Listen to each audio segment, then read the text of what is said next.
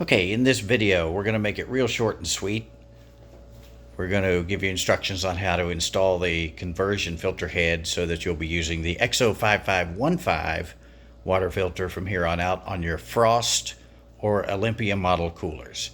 The only thing you're going to need to get this accomplished is about 10 minutes and a pair of scissors and a bucket. And that's it. We're going to start off down here. I'm going to show you that you're going to have in your kit when you get it, you'll notice you'll have one of these, or you'll have one that looks like this. Now, I've already installed this one here, as you can see, with a zip tie. You'll have two zip ties in your kit. You can zip tie either this one or this one, whichever one is in your kit, right to these condenser coils. Now, I've already done that one. All right, so the first thing you're going to want to do is turn the water off to your cooler. Turn that clockwise till it stops. Now the water's off. And we're going to go up here to the top of the cooler. And what we are going to do here is, you see this tube that runs down through here. And down here we have already taken our second zip tie that's in the kit and zip tied that to these coils as well. That's just so we don't lose that, because we're going to be cutting that tube up here. And that will allow us to bypass the original filter and filter head. So we're just going to cut these off just to keep our job nice and neat, like that. We're going to come up here to the top of the cooler. We're going to come off here just about an inch or two with a pair of scissors.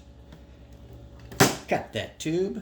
Now you notice it doesn't fall down inside there, so we're keeping that up here just like that, so that if we ever want to, and the M2000 filters ever come back in stock, I'm sure they will one day, and you want to switch back to the M2000 filter, you'll be able to do that. You'll just reconnect these two using this connector that is already in your kit, along with, it's attached to this piece of tubing here that's about 24 inches long. So now what we're going to do is we're going to take this tubing and push it down through this hole here you see in the top over here, and then we're going to fish it out down here. When it comes down through, we're going to pull it down like that, then back up here to the top. We're going to take that other end of that fitting and just push it in there like that, and we're done up here. Now we're going to take our filter head, the 5515 head that you received in your kit. We're going to come down here to the back of the cooler where this connection is, and you might have a little blue ring on here like this. If you do, remove that. That's just a little horseshoe keeper. It's not really necessary. It's kind of a backup safety feature so that that doesn't come loose, but really not needed. And how you want to disconnect this is you're going to push in on this tubing, hold that little gray ring right there, and pull the tubing. It'll come right out just like that. Now you're going to take this filter head, and you're going to notice on top it has an arrow here.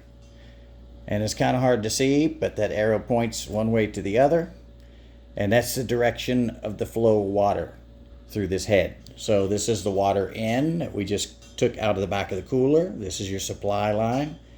We're going to push it in this side of this filter head. Push it in nice and hard and tight. Give it a tug, make sure it won't come back out. Then we're going to take our filter that was in your kit. This is your new style filter, the 5515, XO5515. Take the cap off. You'll notice on one side you have this little notch. On the other side you have two. In the top of this head you have two tips here, one tip here. We're going to line those up with those corresponding notches. Shove it all the way up and in, and it should twist a quarter turn to the right, and it's all the way in. We're going to sit this in this bucket. Then we're going to turn our water supply back on for just about 10 to 15 seconds over here with the valve. And after about 10 to 15 seconds, you'll notice that water, if it was gray in the beginning coming out in the bucket, it'll clear up about 10 to 15 seconds. Turn your water back off the valve, clockwise till it stops. Take your filter and filter head over to your bracket. Put it in place.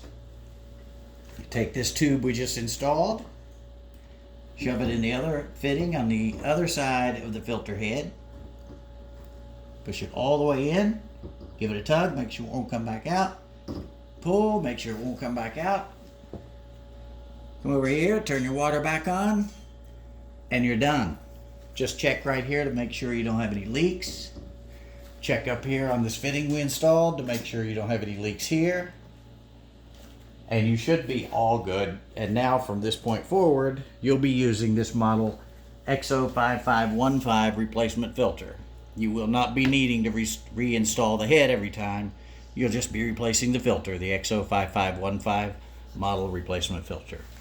Okay, that's it. Good luck. We know you can do this.